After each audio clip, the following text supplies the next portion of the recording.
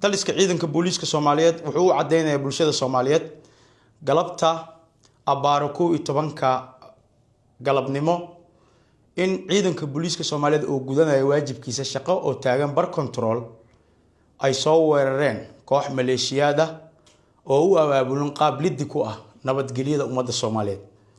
ciidanka booliiska Soomaaliyeed oo gudanayo waajibkiisa ayaa ka jawaabay ficilkii guracnaa ee kooxahaas maleeshiyadka ah u abaabulan qaabka liddi ku ah nabadda ummadda Soomaaliyeed ee ku soo weeraray checkpointiga ciidanka booliiska Soomaaliyeed talaabo sharci waafaqsan looga qaadi lahaa. ciidanka booliiska Soomaaliyeed waa ay ka jawaabeen falkii guracnaa ee maleeshiyadkaas ku soo weerareen goobtaas oo loogu adeegay bulshada ummadda Soomaaliyeed amnigeedana laga sugay dadkii soo weeraray maleeshiyadka ahaa uma kala soocin ciidanka iyo shacabka ummadda Soomaaliyeed goobtaas maray. ciidanka booliiska Soomaaliyeed waa ka taxadireen bulshadana waa ka badbaadiyeen kooxihii maleeshiyadka ah ee goobtaas soo weerarayna talaabo sharci waafaqsan ay ka qaadeen. haddaba guud ahaan bulshada Soomaaliyeed waxaan ku wargelinaynaa in ciidanka booliiska Soomaaliyeed oo u taagan yahay mabaadi'da sugitaanka nabadgelyada ummadda Soomaaliyeed cid kasta oo liddi ku ah nabadgelyada ummadda Soomaaliyeed ciidanka booliiska Soomaaliyeed talaabo sharci waafaqsan ay ka qaadi doonaan.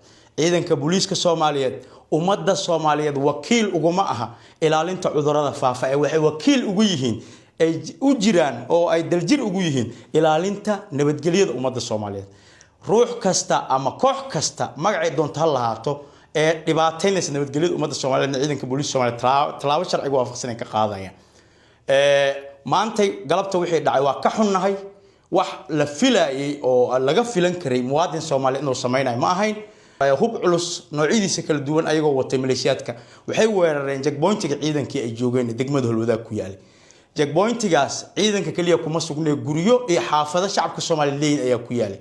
waxaa xarumihii booliiska lagu weeraray qoryaha hubka culus ee garbaha laga gano taas oo cadeynaysa in wax loo socdo ahayn ujeedo kale ay tahay in nabadgelyada iyo xasiloonida ummadda Soomaaliyeed haysata laga hortago. haddaba waxaan leenahay ummadda Soomaaliyeed waxyaabaha noocan ah dadka sameynaya waa in il gooniya lahaadaan. haddana waxaan u cadeynaynaa shakhsi kasta oo ku fikiray waxyaabaha noocaas inuu sameeyo ciidanka booliiska Soomaaliyeed wuxuu waajib ku ah ilaalinta nabadgelyada ummadda Soomaaliyeed. wada kasta oo lagu difaaci karo nabadda ummadda Soomaaliyeed way qaadayaan. talaabo kasta oo suuro gelin karta in ummadda Soomaaliyeed nabad ku noolaato way sameynayaan. wabillahi tawfiiq.